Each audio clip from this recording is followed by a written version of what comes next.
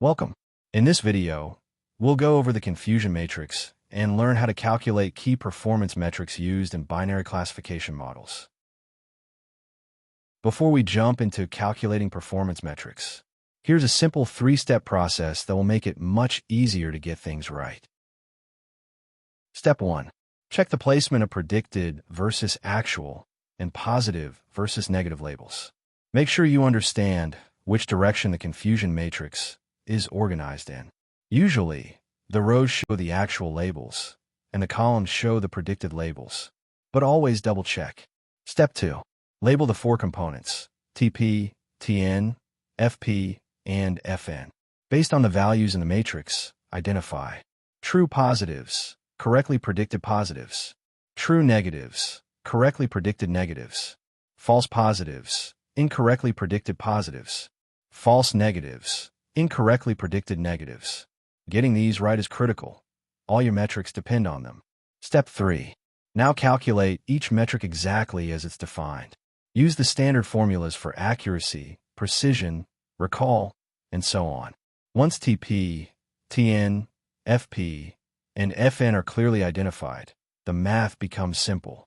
Following this three-step order will help you avoid confusion and calculate your metrics correctly every time.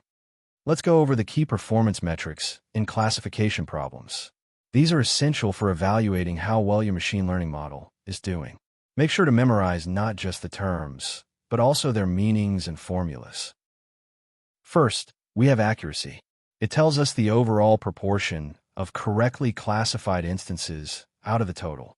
Now, let's calculate accuracy exactly as it's defined. Looking at the confusion matrix on the left, which parts are correctly predicted? That's right, the true positives, TP, and true negatives, TN. So, the numerator becomes the sum of TP and TN, and the denominator is the total number of predictions, which is the sum of TP, TN, FP, and FN. Next, we have sensitivity, also called recall. It tells us how many of the actual positives were correctly identified by the model. Let's break it down using the confusion matrix. Which part of the matrix shows actual positive cases that were correctly predicted? That's right, true positives, TP. And what's the total number of actual positives? That would be TP plus FN, where FN stand for false negatives. So, the formula becomes TP divided by TP plus FN. Now, let's talk about specificity. This tells us how many of the actual negatives were correctly identified. Referring back to the confusion matrix, which part shows actual negatives predicted correctly? Exactly, the true negatives, TN. And how many actual negatives do we have in total? That's TN plus FP, with FP being false positives. So, specificity is calculated as TN divided by TN plus FP. Next is precision. It measures how many of the predicted positives were actually correct. Let's apply that definition to the confusion matrix. Among the predicted positive cases, which are actually correct, that would be the true positives, TP. And how many total predicted positives are there? That's TP plus FP, with FP being the incorrect positive predictions. So, precision is calculated as TP divided by TP plus FP. Finally, we have the F1 score. It's the harmonic mean of precision and recall, providing a balance between the two.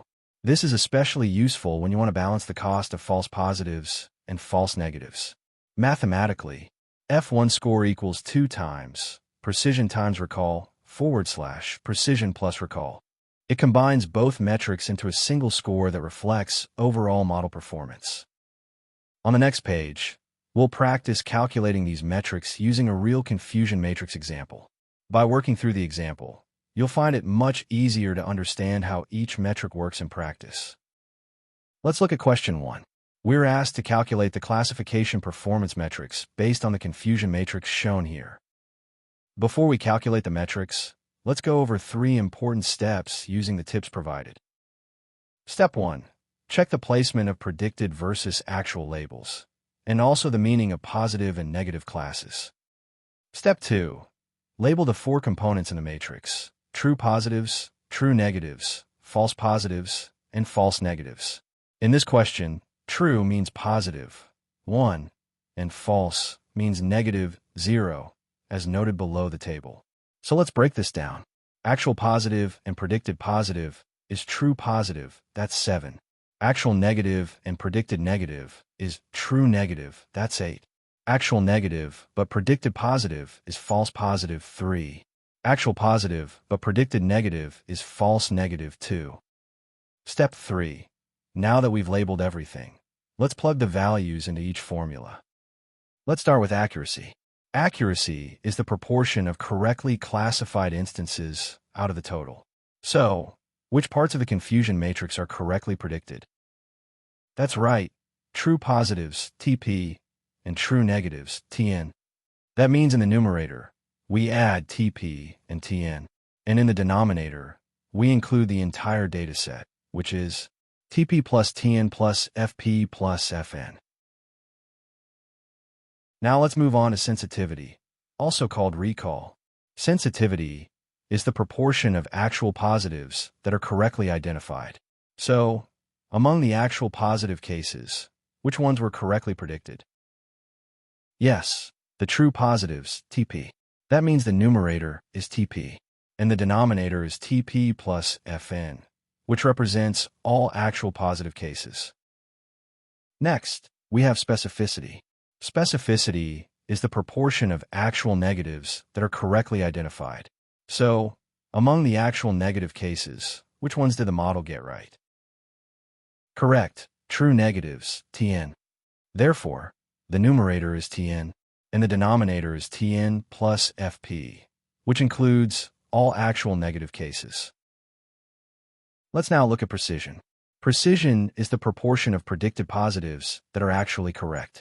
So, out of all the cases that the model predicted as positive, which ones were truly positive? Yes, true positives, TP again.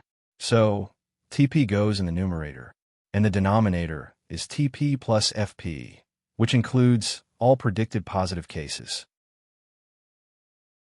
Finally, the F1 score. F1 score is the harmonic mean of precision and recall. It helps balance both metrics when you want a single performance number. The formula is F1 score equals 2 times precision times recall / precision plus recall. So, we multiply precision and recall in the numerator, and add them together in the denominator, and then multiply the whole thing by 2. That wraps up today's session on key performance metrics using the confusion matrix. I hope this breakdown helped you understand how to calculate and interpret each metric clearly. If you found this video helpful, don't forget to like and subscribe for more easy-to-follow data science lessons. Thanks for watching, and see you in the next one.